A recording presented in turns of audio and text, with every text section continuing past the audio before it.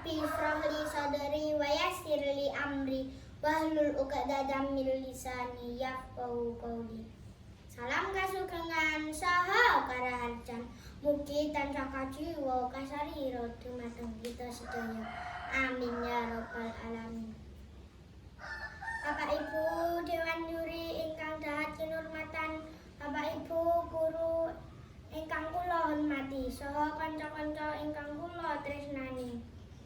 Sumangga langkung rumiyin kita ngaturaken puji syukur dumateng Allah Subhanahu wa taala. Awit saking kemirahanipun kita tesih diparingi kesehatan saha kasarasan, saengga kita saged nindakaken kegiatan wonten ing pandemi Covid niki. Wonten ing pepanggihan menika tema ingkang badhe kula aturaken inggih menika pambudidaya memetri aksara Jawa. Sekolah gadhahi andil ingkang ageng anggenipun nglestariaken aksara Jawa.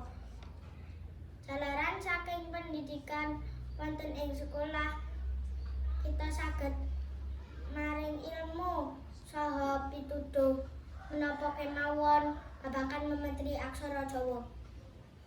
Pengetahuan aksara Jawa menika sampun wonten ing jurang kepunahan. Pambudidaya memetri aksara Jawa niki werni-werni caranipun. Contone sekolah ngenalke aksara Jawa, nganake lomba alih aksara Jawa, gawe tulisan sing diparingi aksara Jawa.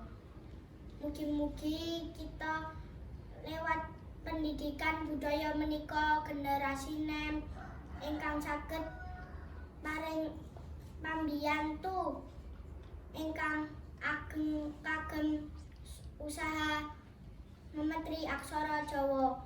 Saderengipun kula akhiri, monggo mirengaken lagu saking kula.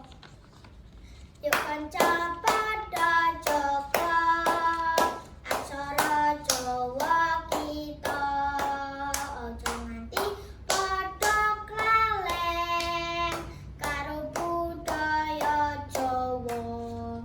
Cekap semanten saking kula, kupat duduhe santen, menawi kula lepat kula nyuwun pangapunten. Wassalamualaikum warahmatullahi wabarakatuh.